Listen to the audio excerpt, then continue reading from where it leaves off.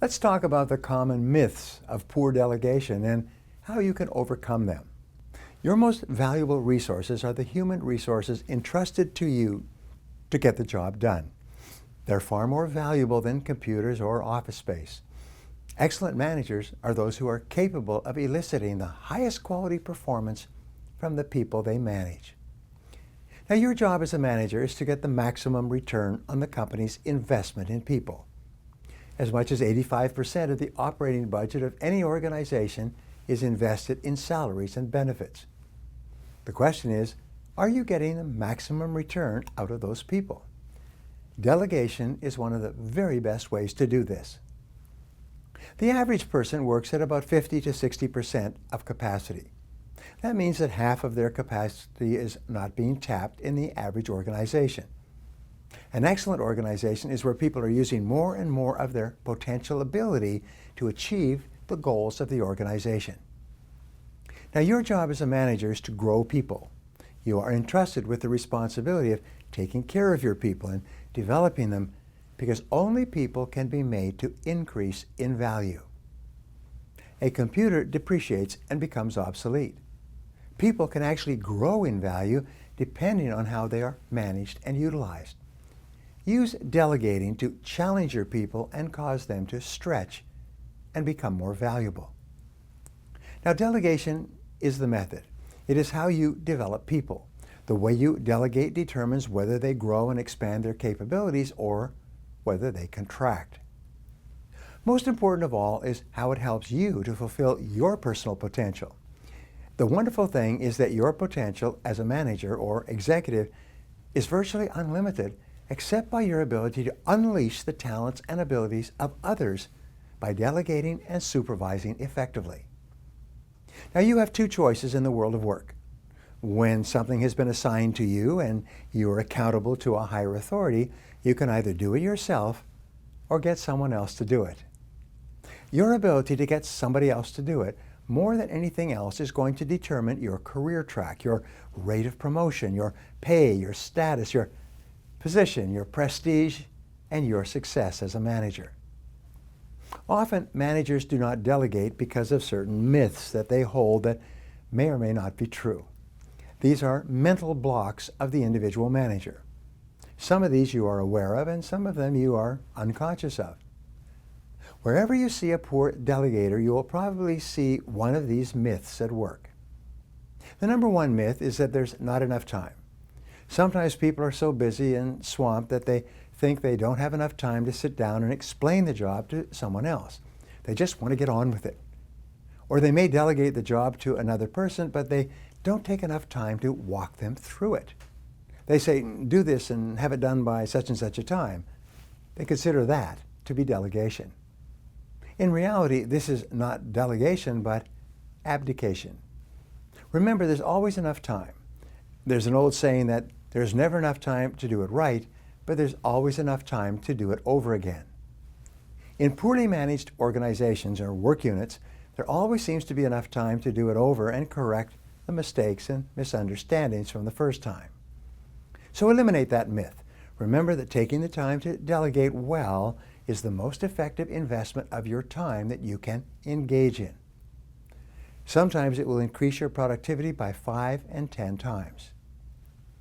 Now, we often have the tendency to think that the staff person is not competent enough to be delegated to. Very often, managers underestimate the ability of their people. But the only way that you can test how capable people are is to give them more to do than they've done before, and allow them the latitude to make mistakes and to learn from those mistakes. People will surprise you. Amazingly enough, your staff probably have competences that you have never discovered. And if you learn to tap into their capabilities, not only will they get more fulfillment, but you'll get a lot more done, which will help your career. Another myth is that if you want it done right, you have to do it yourself. This idea, carried to its logical conclusion, guarantees failure in management. This myth will hold you back in management and condemns you to continually operating rather than managing. The biggest reason for failure in the executive suite and management is the inability to move from doing the job to managing the job. The natural tendency is to fall back into your comfort zone and start doing it rather than delegating it. Your job, remember, is to manage and not to operate. That's why you're a manager in the first place. The next myth is that people will think you're not on top of your job if you got somebody else doing it. The opposite is true. Often executives or managers are very greedy. They want people to think that they're on top of the job and know what's going on all the time. Today, you can never know what's going on everywhere all the time, but you can always have access to the people who do know. The final myth is that because you are particularly good at something, you should do it yourself. The rule with regard to this is fairly simple. Whatever you have mastered and can now do easily, delegate it and get on to something else. You should not be working on tasks that are simple and routine for you. Again, the natural tendency is to fall into the habit of doing the jobs that we enjoy and keeping them for ourselves. Instead, delegate the easy things and get on to tasks that require greater complexity and greater involvement, tasks that are more challenging. The starting point of delegation, like the starting point in all successful management, is hard thinking about the job. Think through exactly what has to be done. Most of the problems in management come from action without thinking. As a matter of fact, almost all failure comes from action before thinking. Think through the job with clarity. There's an old saying that a stitch in time saves 9. The time that you spend sitting down, itemizing the work, and thinking through what has to be done and when and to what level of quality is the starting point of effective delegation. Often people delegate first or hand out tasks first and then think through the job afterwards. The second consideration is your approach. How are you approaching it? And could there be a better way?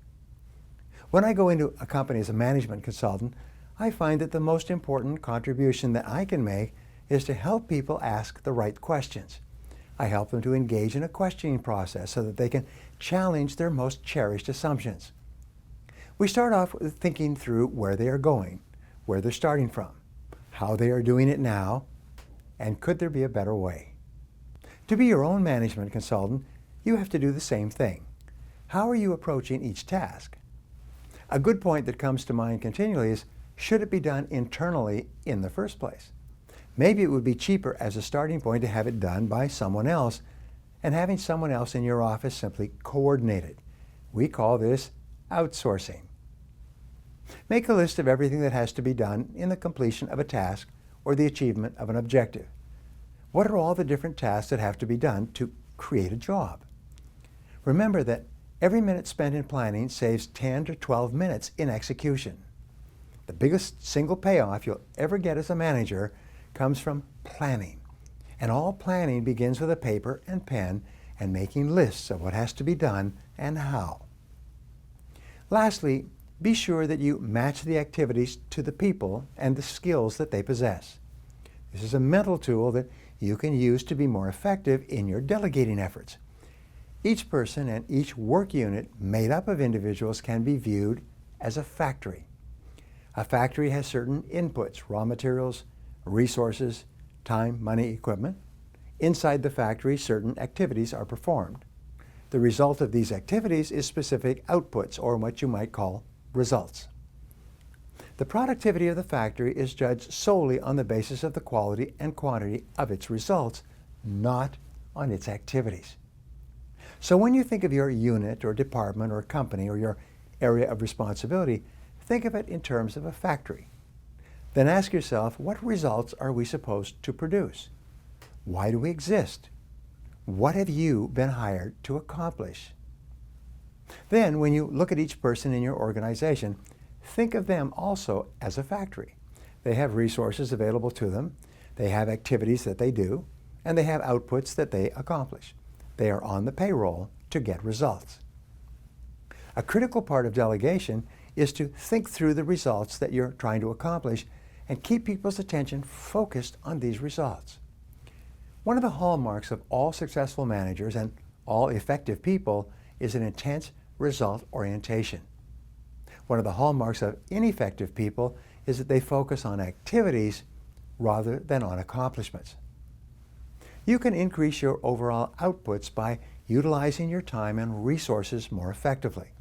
This is called managerial leverage. This is a very important concept which comes from Andy Grove, one of the founders of Intel Corporation. He says there are certain things that you can do that can multiply your output or that of your area of responsibility. The manager's job is to do the things that give him or her the maximum leverage. For instance, buying a computer or buying a copier rather than sending your work out. These are decisions that can give you tremendous leverage. And delegation is a way to get leverage as well.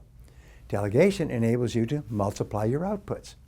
When you instruct or teach or show a person what to do, they can then do the job for you, which will double or triple your total output. However, managerial leverage works in reverse as well.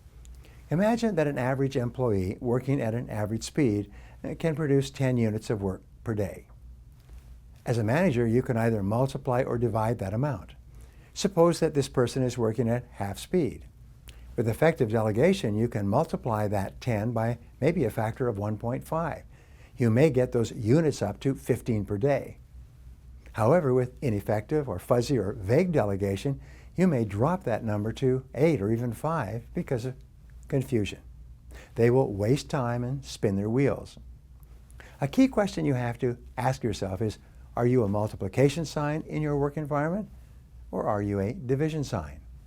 Do people produce more as a result of working with you and with others around you, or do they produce less as a result of the ineffectiveness of your delegation?